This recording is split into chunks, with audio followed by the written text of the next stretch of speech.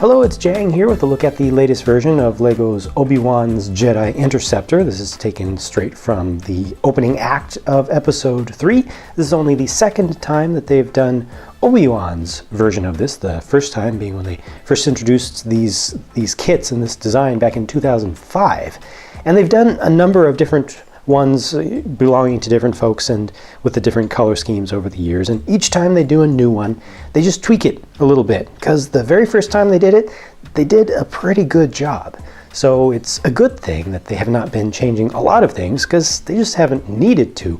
I've been happy with the overall looks of these things since the beginning, and this is just kind of the latest evolutionary progression of the design itself.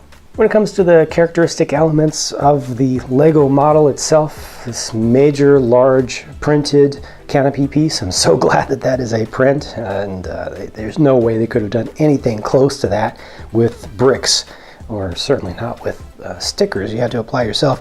Printed piece here on the front as well. Nice small angle to the wings that's just using hinges, so by default it would be like this, but you go down one single movement, little notch on each side, and works very well. Of course, you've got the little winglets that can be brought out. That was an interesting little tidbit that got brought into the universe, going from the original Jedi Interceptor, or the original Jedi Starfighter, to the second generation Interceptor. That was a Hasbro design that they put on their first generation toys that Lucas liked very much, so he added that in, ties it in a little bit better to TIE fighters, right?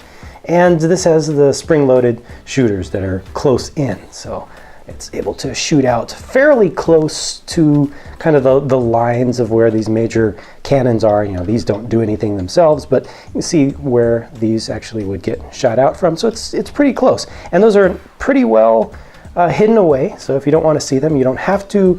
The tails do have to stick out so that you can actually access the firing mechanism, but you can always just leave those bolts out entirely. So if you're a little bit more of a purist and you just don't want to see those, that works well.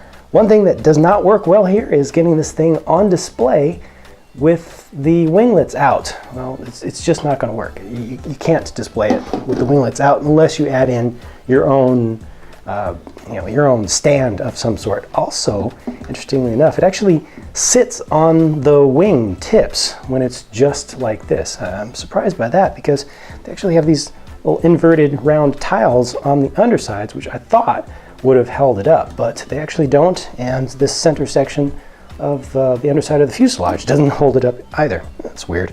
The canopy opens up like so, gives you very easy access to the pilot's position, and this one does not have the console sticker like the last Anakin Starfighter or Interceptor had.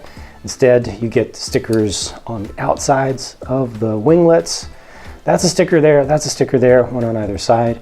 But on the inside, what I'm really sad to see gone compared to the last ETA2 they did is a rack for the lightsaber. So you've got no place to hold Obi-Wan's lightsaber gracefully in this. You can break it down and kind of fit it into the space back behind here, but it's just not very, you take the hilt off, but it's just not very graceful in that way. It's good that they are able to still get an astromech droid into there. It does kind of stand up quite a bit, but that is a little bit of a very tough thing, in fact, to pull off in any kind of form, because they actually cheated even in the movie itself, where there just wasn't enough room, so they had to cut off the bottom of the astromech in the CG model. So there's a closer look at the early Episode 3 Obi-Wan as pilot. And the astromech droid is R4P17 with the dark red head there. A little bit of the other side of the face just barely peeking through there for Obi-Wan. You can kind of hide that away. Yeah, that works out just barely. But obviously it does have the secondary face, which is a good thing, to have an alternate expression where he's worried, when he gets the buzz droids onto his ship. Looks like I got really unlucky with the head print on that astromech, though. That was printed crooked. That happens on occasion, but it's very rare. The ship itself, I think, looks great. The figure looks great. I do wish that they had kept in the little rack for the lightsaber. Price is the same as the last ETA-2 model, and the parts count is very similar, so value remains constant. Overall, I'm still pretty happy with this set because it looks really good. It looks very much like the real in-universe thing, and the build is pretty solid and good. Let me know what you think about the set. Share your thoughts in the comments down below, and I'll talk to you again soon.